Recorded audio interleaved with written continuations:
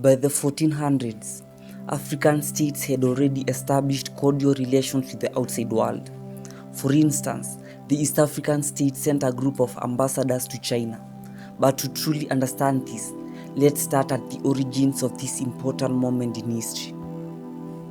In the year 1413, sailors from Malindi, which was a Swahili city-state in present-day Kenya, arrived at the court of the King of Bengal in India, bearing a wide variety of tributes, among them a magnificent giraffe. At the same time, Zheng He, who was a seasoned Chinese admiral leading a vast naval fleet, also arrived, dispatching emissaries to the Bengal court, which was an important hub along the maritime trade route between the Arabian Peninsula and China. The Chinese sailors were thrilled by the exotic gifts presented by the mighty Sultan of Malindi. Sensing their fascination, the King of Bengal graciously gifted the Chinese the giraffe brought by the Malindi people. Zheng He extracted a promise from the Malindians to make a visit to the court of the Ming Dynasty, and if it posed no inconvenience, to grace them once more with the presence of at least one additional giraffe. Keen to establish ties with the wider world, the Sultan of Malindi dispatched his envoys to China immediately upon their return from Bengal. Accompanying them was a giraffe intended as a gift for Emperor Yong, who was the Ming Dynasty emperor at the time.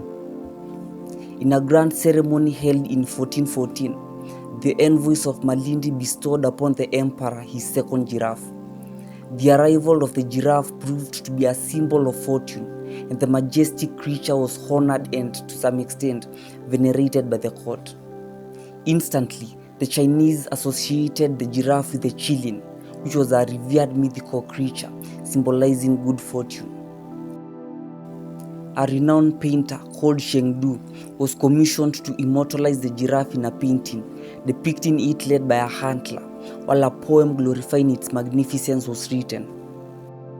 For many years, the giraffes from Malindi graced the eastern side of the throne during imperial gatherings, symbolizing prestige.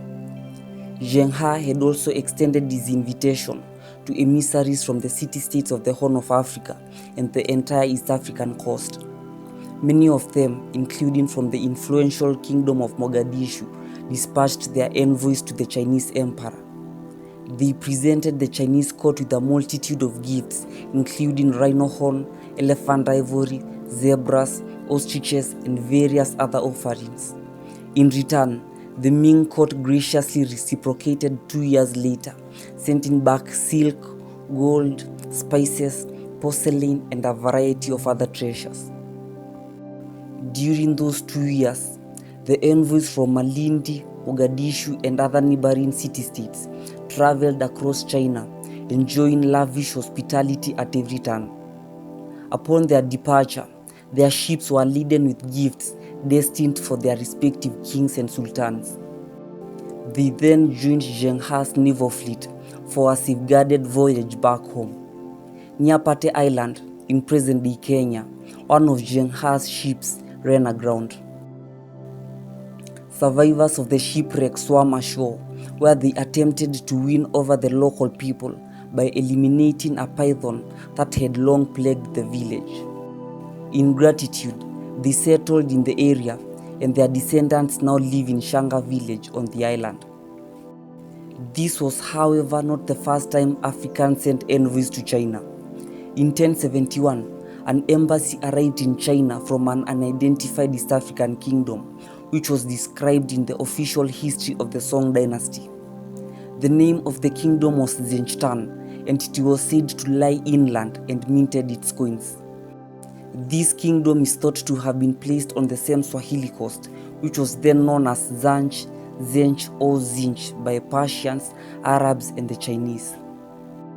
Though the Sino-African relations date back a few years prior, the first mention of Africa in Chinese sources was, however, in the 800s, when they wrote about the land of Popali, which was Berbera in present-day Somalia.